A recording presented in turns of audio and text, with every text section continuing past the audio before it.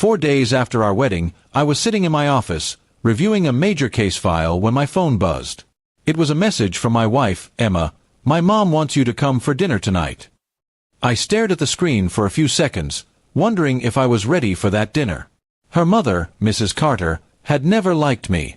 Even during the wedding preparations, she'd made it clear she thought Emma could have done better than a man buried in legal work. That evening, I drove to their family house, a grand white mansion that looked more like a museum than a home. When I entered, Mrs. Carter greeted me with a cold smile, her eyes sharp as ever. "So, Mr. Law Firm's CEO finally joins us," she said sarcastically, shaking my hand without warmth. Emma gave me a nervous smile, silently asking me to stay calm. I decided to let it go, at least for her sake. We sat down for dinner, but the atmosphere was thick with tension. Every time I spoke, Mrs. Carter found a way to twist my words.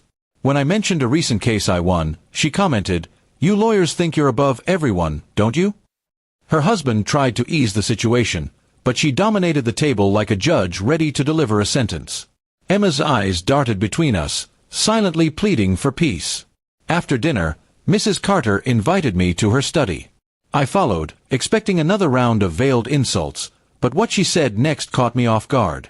"I know who you are, Daniel," she began. "You're the man who fired my brother 2 years ago." I suddenly remembered, a senior partner I dismissed from the firm for unethical behavior.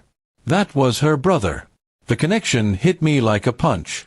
"So this dinner," I said quietly, "was never about family." She smirked. "You're clever, I'll give you that. You destroyed my brother's career.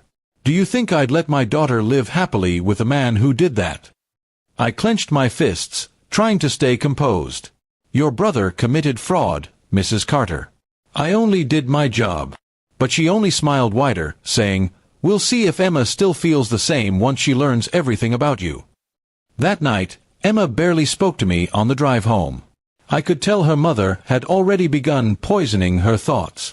By the next morning, Emma was distant, avoiding my gaze, her phone lighting up with constant messages from her mother. I tried to explain the situation, but the seeds of doubt had been planted deep. "Why didn't you tell me you fired her brother?" she asked. "Because I didn't know he was related to you," I replied calmly, but my words didn't seem to reach her. Days passed like that, cold silences, short conversations, and walls building between us. Finally, I decided to act. I invited Emma to visit my office, where I showed her the file from 2 years ago, her uncle's fraud case. "He forged documents to win a client's trust," I explained. "If I hadn't caught it, the firm would have collapsed." Emma read the papers silently, tears forming in her eyes. "I believe you," she whispered at last, "but Mom will never accept this." Later that week, I received an unexpected call from Mrs. Carter. She invited me again, alone this time. I went, cautious but curious. When I arrived, she looked different, less confident, almost shaken. "Emma told me everything," she said quietly. I didn't believe it until I checked the records myself. I stayed silent, letting her continue. "I suppose I owe you an apology." Her voice cracked slightly, though her pride kept her from looking me in the eye. "I don't need your apology," I said. "Just let Emma live peacefully." For a moment, I saw something soften in her face, perhaps regret, perhaps defeat. "You're a good man, Daniel," she admitted at last. "I just didn't want my daughter to get hurt." When I returned home, Emma ran to hug me, her eyes bright again. "Mom told me what happened," she said.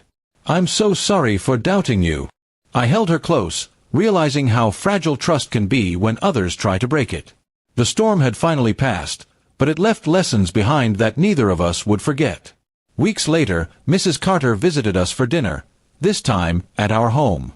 She brought a small box as a peace offering, inside which was a pen engraved with my initials. "A lawyer should have a good pen," she said with a faint smile. I accepted it, and though things were still tense, there was hope for rebuilding something close to family. Months went by, and the shadows of that early misunderstanding faded. My relationship with Emma grew stronger, built now on truth and resilience. Her mother never fully warmed up to me, but she stopped interfering. Sometimes that's all the victory one needs, to protect the peace in their own home. Looking back, I realized that dinner wasn't a trap, it was a test. A test of patience, love, and integrity. And though it nearly broke us apart, it also showed Emma who I truly was, not the man her mother painted, but the one who stood firm even under fire.